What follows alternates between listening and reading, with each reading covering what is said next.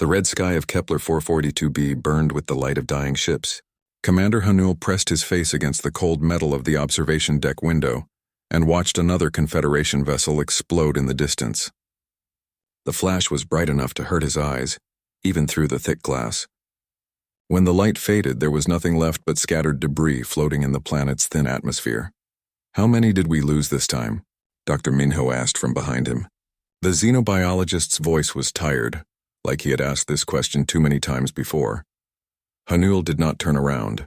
He kept watching the sky as more explosions lit up the darkness. 17 ships in the last hour. The Altarians lost their entire third fleet. The Valtorians are down to half strength. Minho walked up to stand beside him at the window. His reflection looked older than it should have. The war had aged all of them beyond their years. The Void Swarm is getting stronger. Their ships adapt faster now. Every tactic we try, every weapon we build, they learn to counter it within days. The two men stood in silence, watching the battle rage overhead. The Confederation fleet was retreating again, just like they had retreated from Proxima Station, just like they had retreated from the Centauri colonies, just like they had retreated from dozens of worlds before this one. The pattern was always the same. They would make a stand, fight bravely, lose badly, and then run to the next system to repeat the whole terrible process. The Void Swarm never retreated. They never needed to rest. They never ran out of ships or soldiers or ammunition. They just kept coming, world after world, system after system, consuming everything in their path like a plague of metal locusts. "Sir?" A young technician approached them nervously. Her uniform was wrinkled and stained with grease from working on the failing life support systems. "Counselor Jiwan wants to see you both in the main conference room. She says it's urgent." Hanul finally turned away from the window. "More urgent than watching our fleet get destroyed?" The technician looked confused. "I don't know, sir. She just said to hurry." The conference room was crowded with the remaining leadership of the Confederation. Counselor Jiwan sat at the head of the long metal table, her usually perfect Altarian features showing signs of stress and exhaustion. Her blue skin had turned pale and her large eyes were red from lack of sleep. Around the table sat the survivors: General Kyungsu of the Valtorians, Admiral Sangwoo of the Terran colonies, Engineer Sunmi from the Technical Division, and a handful of other officers from species that still had ships left to fight with. "Thank you for coming," Jiwan said as Hanul and Minho took their seats. "I know you are all busy with the evacuation preparations, but we need to discuss our options." General Kyungsu, a massive bear-like creature with thick gray fur, slammed one of his clawed hands on the table. "Options? What options do we have left? The swarm has taken 3/4 of our territory. Our fleets are broken. Our worlds are empty. We have maybe 6 months before they find this place and finish us off." Engineer Sunmi looked up from her tablet. Her small, delicate hands were always busy, always working on some new project that might give them an edge. "The defensive platforms around the outer system are holding for now, but their adaptive algorithms are already finding weaknesses. I estimate 2 weeks before they break through." "2 weeks to do what?" Admiral Sangwoo asked. He was an old human from one of the first colony ships, and his voice carried the weight of too many defeats. "We barely have enough ships left to evacuate the civilian population. We certainly don't have enough to fight." Counselor Jiwan stood up slowly. She walked to a wall panel and pressed a series of buttons. The lights dimmed, and a holographic display appeared in the center of the table. It showed a strange device, ancient and covered in symbols that no one could read. "This is the beacon of last hope," she said quietly. "It was discovered in the ruins of the predecessor civilization, buried deep in the core worlds. Our best archaeologists believe it is some kind of long-range communication device." Dr. Minho leaned forward to get a better look at the hologram. "Communication with who?" "The predecessors have been extinct for millions of years." "Not with the predecessors," Jiwan replied. "According to our translations of their records, this beacon was designed to reach beyond known space, to call for aid from any advanced civilization that might exist in the galaxy's outer regions." The room fell silent, except for the distant sound of weapons fire from the battle above. Everyone stared at the holographic beacon, trying to understand what Jiwan was suggesting. General Kyungsu was the first to speak. "You want to activate an ancient alien device that we don't understand, to send a message to civilizations that might not exist, asking for help that might never come." Yes, Jiwon said simply. That's insane, Engineer Sunmi said, but her voice was thoughtful rather than dismissive. We have no idea what this thing actually does. It could be a weapon or a trap or just a broken piece of junk. And even if it works the way you think it does, what makes you believe anyone would answer? Commander Hunwell studied the hologram carefully.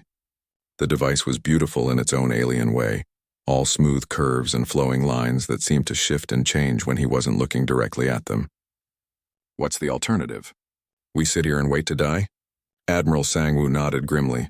At least if we activate this beacon, we're doing something. Even if it doesn't work, at least we tried. Dr. Minho was running calculations on his tablet. The power requirements would be enormous.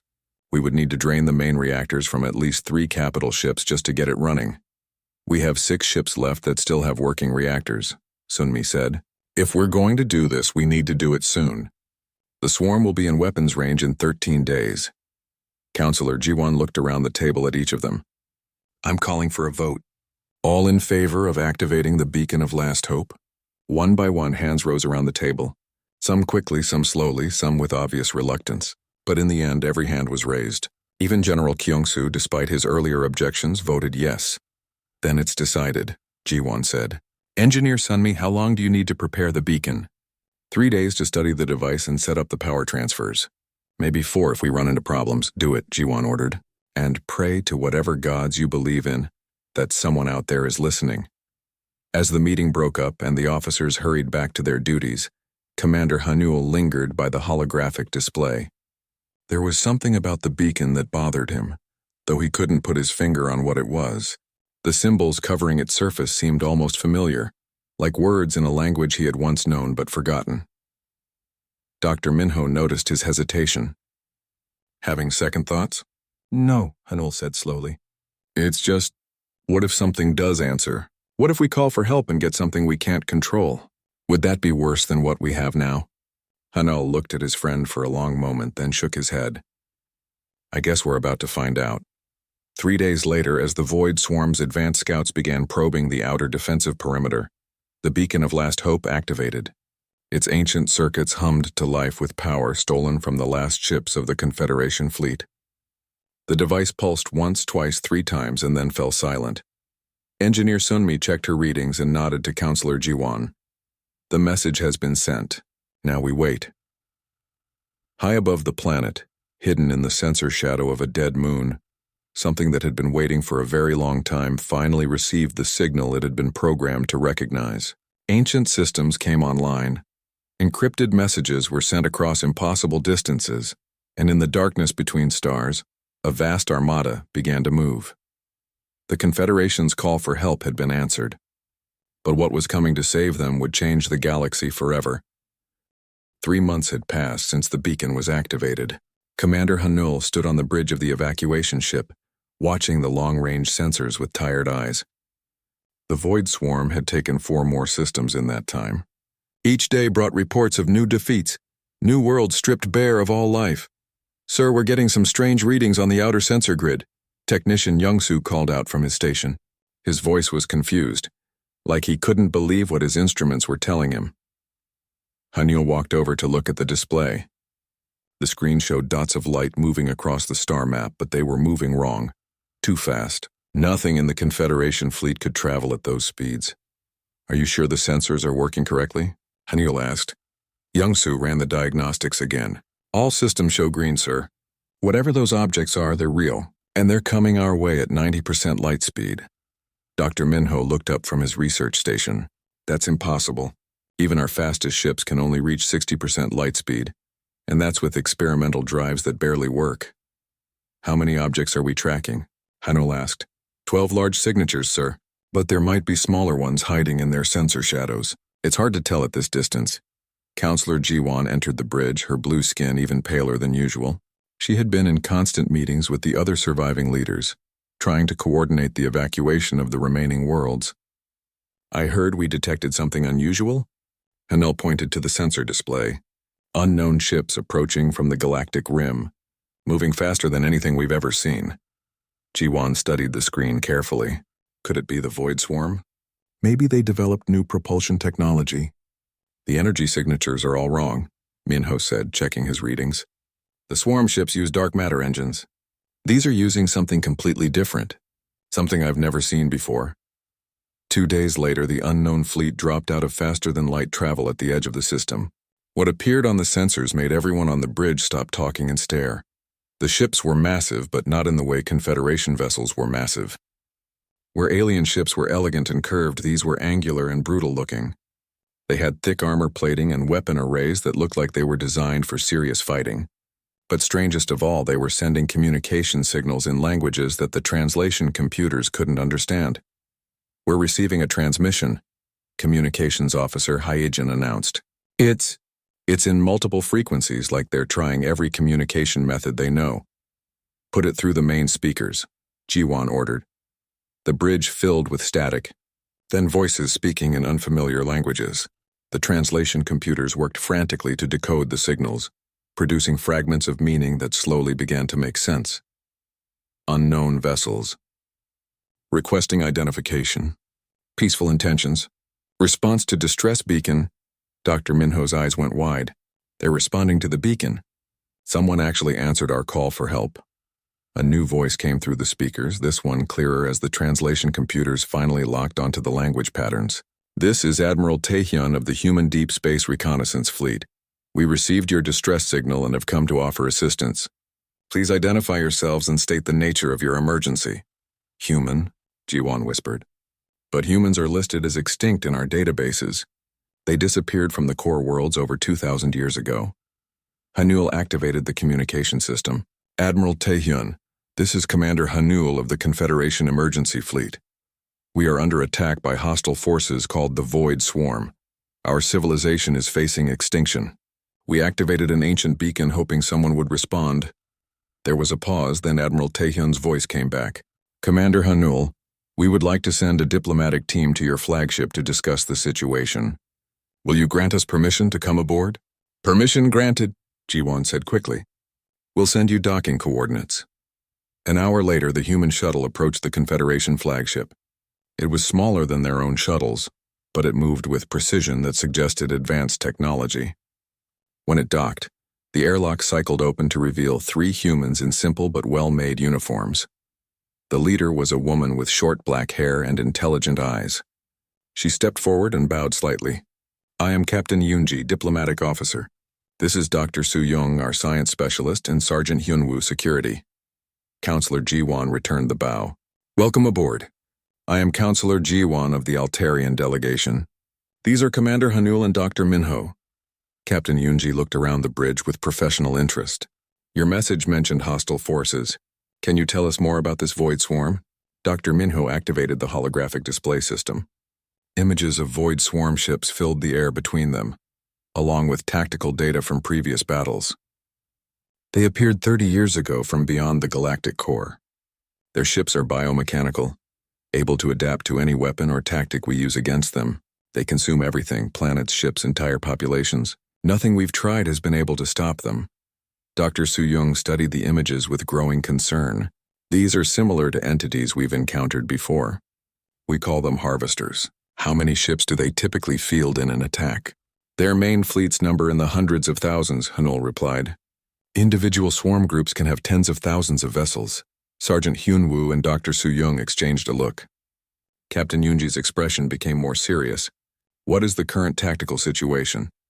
"We have perhaps 50 ships left that are capable of combat," Jiwan admitted. "The civilian evacuation fleets have maybe 200 vessels total. We estimate 6 to 8 million survivors across all species. And the enemy? Intelligence suggests the main swarm fleet has over 2 million active vessels, with production facilities that can build new ships faster than we can destroy them." Captain Yoonji was quiet for a long moment, processing this information. Finally, she spoke. "Admiral Taehyun needs to hear this directly. Would you be willing to come aboard our flagship for a full briefing?" "Of course," Jiwan agreed.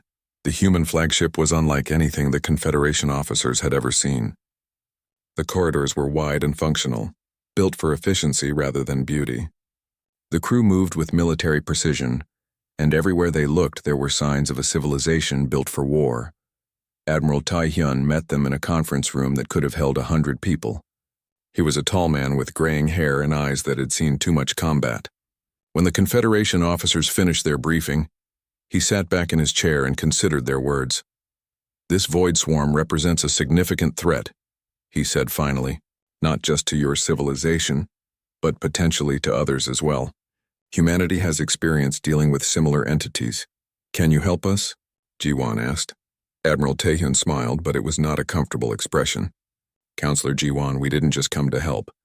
We came to solve this problem permanently. Captain Yoonji, send a message to Fleet Command. Tell them to begin the transit." "All of them, sir?" Captain Yoonji asked. "All of them." Dr. Minho looked confused. "Transit? How many ships did you bring?" "This reconnaissance force consists of 12 heavy cruisers and their escort squadrons," Admiral Taehyun explained. "Roughly 300 vessels total." Hanul felt a surge of hope.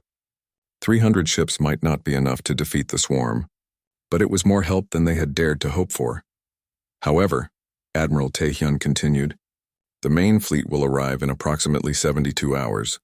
How large is your main fleet?" Jiwan asked. Admiral Taehyun activated a holographic display that showed the space around the system. Slowly, red dots began appearing on the screen, more and more of them, until the entire display was covered in red markers. "The 7th Human Battle Fleet consists of approximately 40,000 capital ships and 2 million support vessels," he said calmly. "We've also brought the 3rd and 5th fleets as backup just in case." The Confederation officers stared at the display in shock. The scale was beyond anything they had imagined possible. "You brought 6 million warships to help us?" Hanul whispered. "Commander Hanul," Admiral Taehyun said, standing up from the table, "you called for aid. What you're about to see is what happens when humanity answers that call." Outside the conference room windows, the first human reinforcements were already beginning to arrive. Ship after ship dropped out of faster-than-light travel, taking positions throughout the system with military precision. Each vessel was larger and more heavily armed than anything in the Confederation fleet. Dr. Su-young looked at the amazed faces of their alien guests. "You should probably prepare your people for what comes next. When we fight the swarm, it tends to get rather intense." The Confederation had called for salvation. What it answered was something that would change the galaxy forever. The space around Kepler 442b had become a parking lot of human warships. Commander Hanul stood on the observation deck of the Confederation flagship, watching ship after ship materialize from faster-than-light travel. Each time he thought the arrivals were finished, another wave would appear. "The numbers don't make sense," Dr. Minho said beside him. He held a tablet that showed the latest count from their sensors. "They've brought more ships than some species have people." Through the thick window, they could see the human vessels arranging themselves in perfect formation. The ships moved with precision that suggested either incredible training or computer control. Maybe both. Fleet Admiral Dong-yun had arrived 6 hours ago aboard a vessel so large it had its own gravitational field. The human commander was now meeting with Counselor Jiwan and the other Confederation leaders, planning what they called the counterattack. "Sir," Technician Young-soo's voice came over the communication system. "You're needed in Conference Room Alpha. The humans want to share their tactical plan." The conference room was packed with officers from every surviving Confederation species. At the head of the table, Fleet Admiral Dong-yun stood next to a holographic display that showed the entire local spiral arm of the galaxy. Red zones marked areas controlled by the Void Swarm. Blue zones showed human territory. The red zones were larger, but the blue zones were much more densely packed with fleet markers. "Ladies and gentlemen," Admiral Dong-yun began, "we've completed our assessment of the enemy force disposition. The Void Swarm has approximately 2.3 million active vessels spread across 47 star systems." General Kyung-soo raised one of his massive clawed hands. "With respect, Admiral, we've been fighting this enemy for 30 years. Their adaptive capabilities make conventional tactics useless. They learn from every engagement and modify their forces accordingly." Admiral Dong-hyun nodded. "We're familiar with adaptive hive mind entities. We've been fighting similar opponents for the past 2 centuries. The key is not to give them time to adapt." Colonel Minji, a compact human woman with scars on her hands, stepped forward. "We call it overwhelming force doctrine. You hit them with everything you have all at once across multiple fronts. Don't give them a chance to analyze and respond. That's exactly what we tried at the Battle of Centauri Prime." Admiral Sangwoo protested. "We concentrated our entire fleet and attacked their main force. They absorbed our tactics within hours and destroyed us. How many ships did you commit to that battle? Asked Chief Engineer Jae-hyun, a tall human with ink-stained fingers. Everything we had. Nearly 4,000 vessels. The humans around the table exchanged glances. Colonel Minji cleared her throat. Admiral Sangwoo, our advanced reconnaissance force alone has more ships than your entire military. We're not talking about the same scale of operation. Fleet Admiral Dong-hyun activated new sections of the holographic display. Operation Cleansing Fire will commence in 18 hours. We will simultaneously attack every swarm-controlled system with sufficient force to achieve complete destruction of enemy assets within 6 hours per target. Counselor Ji-won studied the tactical display with growing amazement. You're planning to attack 47 star systems at the same time? Correct. The 3rd Fleet will take sectors 7 through 15. The 5th Fleet will handle sectors 16 through 31. The 7th Fleet will tackle the core strongholds in sectors 1 through 16. Dr. Minho was frantically calculating on his tablet. That's over 100,000 ships per target system. How do you coordinate that many vessels? Tactician Yuna, a young human woman with cybernetic implants behind her ears, spoke up. Our ships are equipped with quantum-linked communication arrays and tactical AI systems that can process battlefield information in real time. Each vessel is both independent and part of a larger tactical network. What about their adaptation capabilities? Asked Engineer Sunmi. The swarm ships will start modifying their defenses as soon as the battle begins. Chief Engineer Jae-hyun smiled, and it was not a pleasant expression. We've brought some new toys to play with, technologies that they haven't seen before and won't have time to adapt to. 18 hours later, Commander Hanul watched from the bridge of a human command ship as Operation Cleansing Fire began. The first target was the Proxima Centauri system, where a massive void swarm tendril was in the process of consuming the last inhabited worlds. The human attack fleet dropped out of faster-than-light travel in perfect formation. 120,000 ships appeared simultaneously at the edge of the system, already moving at combat speed. The swarm forces, numbering about 60,000 vessels, immediately began to respond. Engaging primary targets, announced Captain Jisoo from the tactical station. All ships are weapons-free. What happened next defied everything Commander Hanul thought he knew about space combat. The human ships opened fire with weapons that seemed to ignore the basic laws of physics.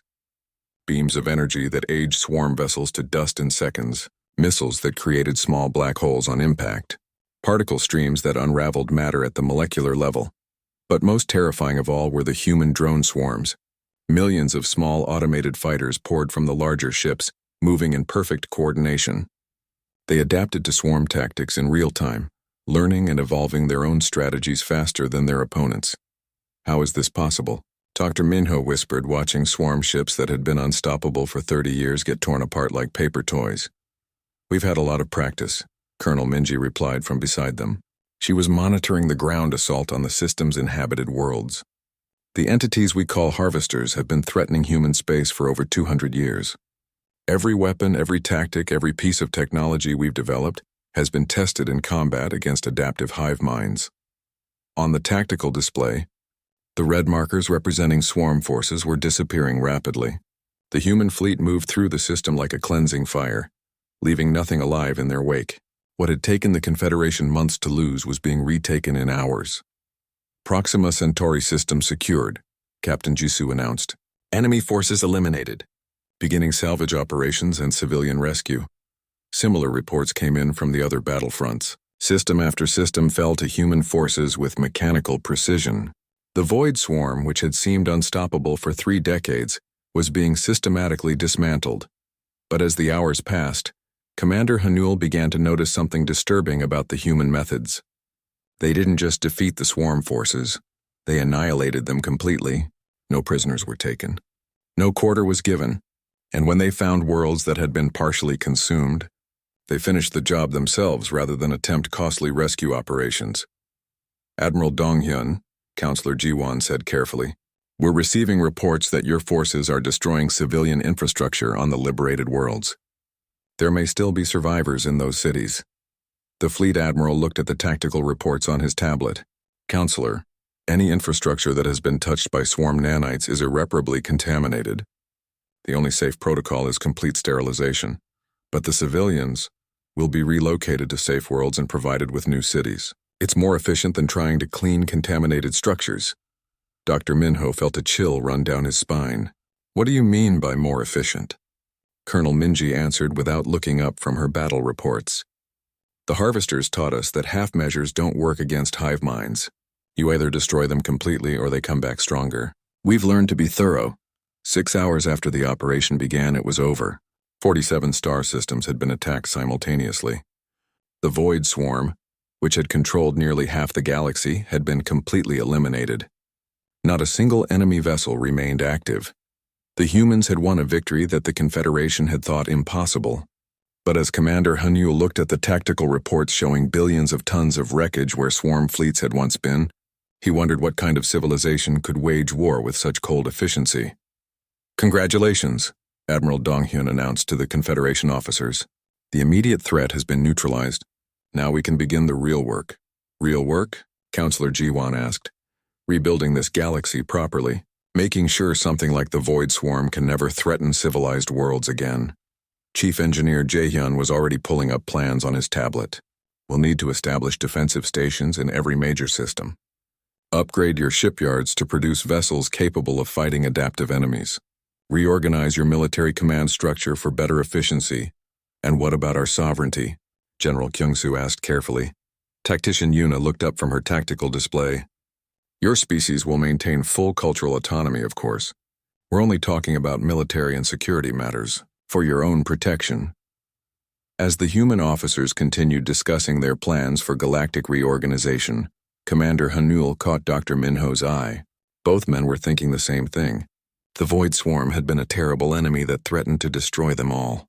But the humans who had come to save them might be something even more dangerous. Saviors who would never leave. 2 years had passed since the destruction of the Void Swarm. Commander Hanul walked through the rebuilt streets of New Kepler City, watching human construction crews work alongside alien civilians. The city was efficient, clean, and completely different from anything the Confederation had ever built. Every building was designed to human specifications. Every street followed human urban planning principles. Even the parks were arranged according to human ideas about proper recreational space. It was all very logical and practical, but it felt foreign to the people who were supposed to live there.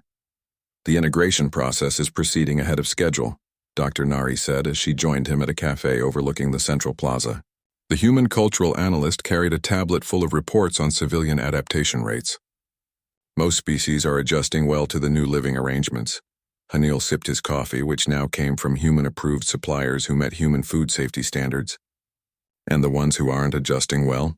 Voluntary relocation to cultural preservation zones, Dr. Nari replied smoothly.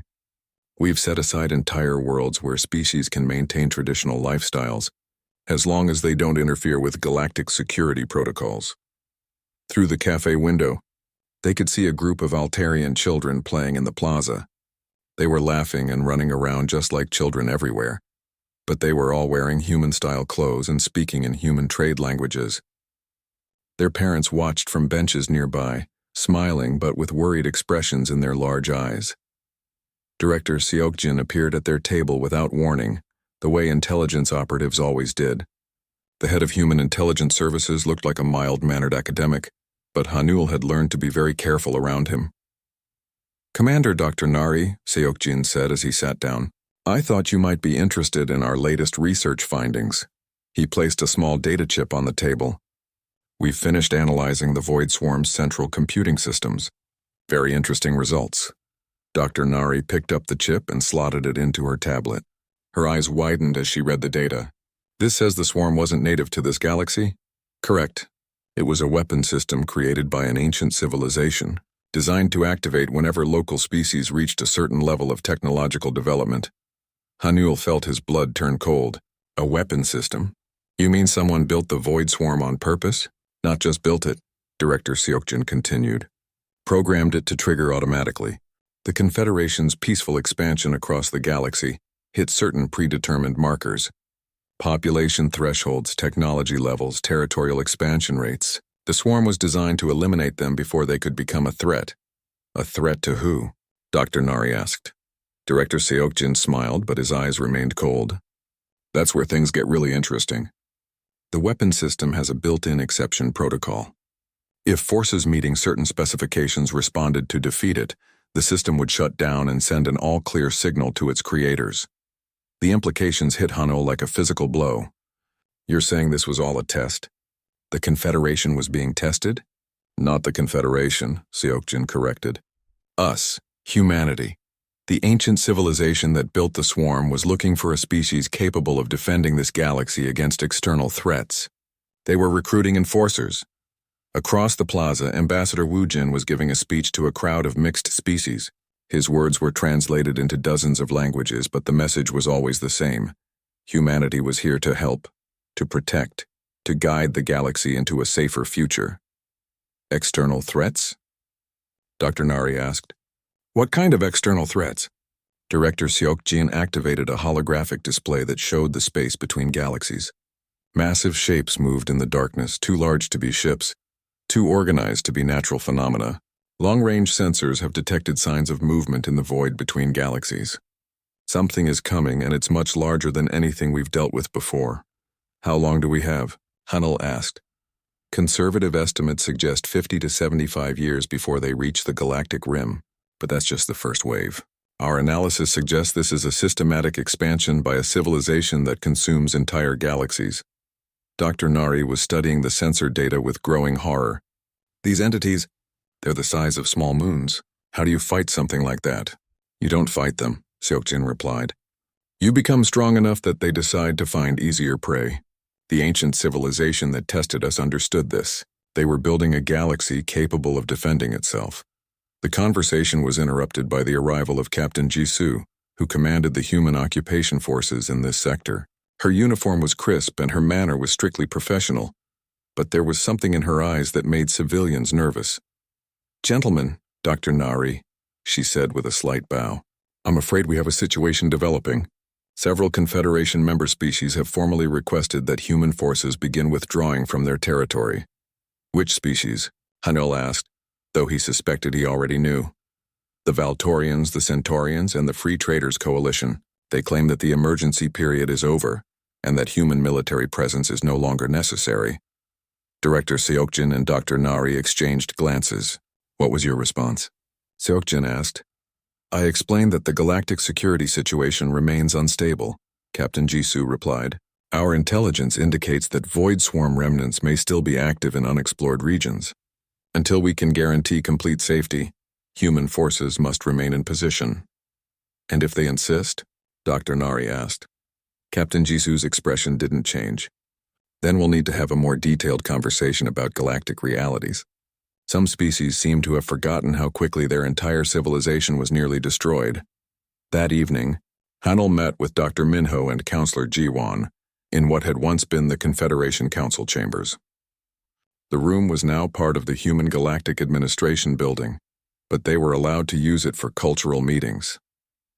The situation is getting worse, Jiwon said without preamble. Her blue skin looked pale under the efficient human lighting. More species are asking questions about human intentions. The Valtorians are talking about armed resistance. Dr. Minho looked older than his years. The war and its aftermath had aged all of them. Armed resistance against the humans? That's suicide. They have more firepower than the rest of the galaxy combined. I know that, Jiwon replied. You know that. But General Kyung-soo and his officers remember when the Valtorian Empire controlled 30 systems. Now they control 3 worlds and need human permission to move their own ships. Hanel had been quiet, thinking about his conversation with Director Seokjin. What if the humans are right? Both of his friends stared at him. Right about what? Minho asked. About the external threat. About the galaxy needing protection. What if humanity really is trying to save us from something worse? At what cost? Jiwon demanded. Look around you, Hanul. Human administrators control our food distribution. Human engineers design our cities. Human educators teach our children. In another generation, there won't be any real difference between the species. We'll all be human colonies with different skin colors. Would that be so terrible? Hanul asked quietly. The humans ended a 30-year war in 6 hours. They've eliminated poverty and disease on every world they control. Crime rates are at historic lows. Their education systems are producing the most advanced scientists and engineers we've ever seen. Dr. Minho leaned forward. And what happens to our cultures? Our traditions? Our individual ways of thinking and being? They'll be preserved in museums and cultural zones, Hanul replied, repeating the official human position. The important things will survive. Who decides what's important? Jiwan asked. Them? Before Hanul could answer, the building's communication system activated. Ambassador Wujin's voice filled the room, calm and reasonable as always. Citizens of the galactic community, he began, we have received concerning reports of anti-integration sentiment on several worlds. I want to address these concerns directly. His image appeared on the wall screens throughout the building. He looked like a kindly professor, someone you could trust with your children's future. Humanity did not come to this galaxy seeking conquest or dominance. We came because you called for help. We stayed because you needed protection. Everything we have done has been for the safety and prosperity of all galactic citizens. However, his tone became slightly more serious. Recent intelligence reports indicate that hostile entities are approaching our galaxy from the void beyond. These threats make the void swarm look like a minor inconvenience. In the face of such dangers, division and resistance serve only to weaken our collective defense. The screen showed images of the massive entities moving through intergalactic space. Even the humans seemed small compared to these cosmic horrors. Therefore, Ambassador Wujin continued, the Human Galactic Administration is implementing enhanced security measures. All military forces will now operate under unified human command. All industrial production will be coordinated through human logistics networks. All education systems will adopt standardized curricula to ensure maximum efficiency. These measures are temporary, he assured viewers, and will remain in effect only until the external threat has been neutralized. 5 years had passed since humanity's arrival, and the galaxy was no longer recognizable. Commander Hanel stood in his new office aboard the orbital defense platform above New Terra, looking down at a world that had been completely transformed. Where once there had been diverse cities reflecting different alien architectural styles, now there were uniform metropolitan centers designed for maximum efficiency. Dr. Cheong knocked on his door and entered without waiting for permission. The lead researcher on galactic restructuring carried herself with the confidence of someone who held real power in the new order. Commander, we need to discuss the final integration protocols, she said, placing a tablet on his desk. The Supreme Commander wants your input on the Outer Rim defensive grid. Hanul picked up the tablet and scrolled through the plans. The defensive grid was massive, spanning the entire galaxy with weapons platforms that could destroy entire fleets. It was impressive and terrifying in equal measure. These specifications. Some of these weapons are larger than most space stations. What exactly are we defending against? Dr. Cheong activated a holographic display that showed the space beyond the galactic rim. The massive entities that Director Seokjin had detected were closer now, their forms becoming clearer as they approached. Long-range analysis has confirmed our worst fears, she said. These aren't ships or even space stations. They're living entities the size of small planets. Our xenobiology teams believe they're some kind of cosmic parasites that consume entire galaxies before moving on to the next one. How long before they arrive? 23 years, give or take 6 months. But that's not the real problem. She zoomed in on the sensor data, showing smaller objects moving ahead of the main entities. These are scout forms. They'll arrive in about 8 years and will begin preparing the galaxy for consumption. Think of them as the immune system's advanced scouts, clearing out any resistance before the main organism arrives. Hanul studied the data with growing unease. The scout forms were each the size of large asteroids, but they moved with purpose and intelligence. How many of them are coming? Conservative estimates suggest several million. Each one is capable of eliminating entire star systems if left unchecked. The magnitude of the threat was almost incomprehensible. The void swarm had been terrible. But these entities operated on a scale that dwarfed anything they had faced before. No wonder the ancient civilization built the testing system, Hanul said quietly. They knew what was coming. Dr. Cheong nodded. That's where things get interesting. We've finally decoded the complete records from the predecessor civilization. They weren't the original inhabitants of this galaxy either. She brought up new files showing archaeological data from worlds throughout the galactic core. The predecessors were refugees from the Andromeda Galaxy. They fled here after their home was consumed by these same entities. They built the Void Swarm as a testing mechanism to find a species capable of mounting an effective defense. And they chose humanity? Not exactly chose. They programmed the test to look for specific characteristics, a species that had survived extensive warfare against adaptive enemies, a civilization capable of rapid military expansion and total mobilization, a culture that could make difficult decisions for the greater good. Hanel felt a chill run down his spine. You're saying humanity was designed to be what we are? Not designed, selected. The predecessors created conditions that would forge a species into the perfect galactic defenders. The harvesters that we fought for 2 centuries, they were another test system, smaller than the Void Swarm but serving the same purpose. The door chimed and Supreme Commander Ji-hoon entered the office. The leader of the unified human galactic military was a tall man, with gray hair and eyes that seemed to see everything. He moved with the confidence of someone who had never lost a battle and never expected to. Commander Hanul Dr. Che-young, he said with a slight nod. I trust you've briefed him on the latest intelligence? Yes, sir, Dr. Che-young replied. He's reviewing the defensive grid specifications. Supreme Commander Ji-hoon walked to the window and looked down at the planet below. Cities sprawled across the continents in perfect geometric patterns, connected by transportation networks that moved people and goods with mechanical precision. Beautiful, isn't it? He said. 5 years ago, this world was a chaotic mix of different species trying to coexist without any central planning. Now look at it, efficient, productive, ready for war. What about the other species? Hanel asked. What happens to their independence, their cultures? They're preserved where practical, Ji-hoon replied. Cultural museums, traditional art forms, historical records. The important things survive, but not the people themselves. Supreme Commander Ji-hoon turned to face him. Commander, in 23 years, entities capable of consuming galaxies will arrive at our doorstep. They won't care about cultural diversity or species independence. They'll care about one thing, whether we can stop them or not. Dr. Che-young brought up new images on the holographic display. This is what happened to the Andromeda Galaxy. Complete biomass conversion. Every world stripped of organic matter. Every star's energy harvested for the entity's growth.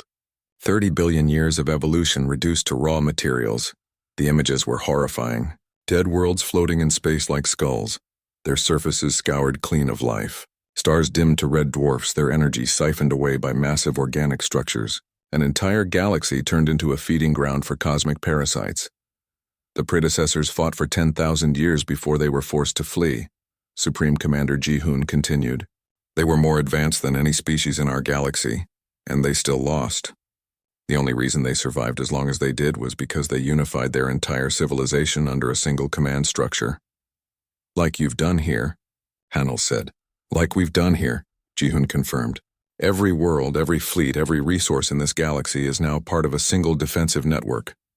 When the scouts arrive, we'll be ready for them. When the main entities follow, we'll have the tools to fight them. Counselor Dayun entered the office, the first non-human to be granted access to the highest levels of the galactic government. The Altarian diplomat had been instrumental in convincing other species to accept human leadership. Supreme Commander, she said, the final integration reports are complete. All major species have accepted the new governmental structure. Resistance movements have been de-addressed.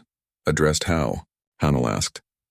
Relocated to secure facilities where they can receive proper education about galactic realities. Dahyun replied smoothly. Most of them come around eventually. The ones who don't are provided with comfortable lives on isolated worlds where they can't disrupt defensive preparations. Hanul looked at his old friend and barely recognized her. The frightened Altarian diplomat who had activated the beacon 5 years ago had been replaced by someone who spoke about relocation camps as casually as discussing the weather. The transformation is remarkable, Dr. Che-young observed, checking her tablet. In just 5 years, we've achieved levels of galactic unity that typically take centuries to develop. Production rates are up 400%. Military recruitment has exceeded all projections. Scientific advancement is proceeding ahead of schedule. And the cost? Hanel asked. Supreme Commander Ji-hoon walked back to the window. The cost is everything we used to be.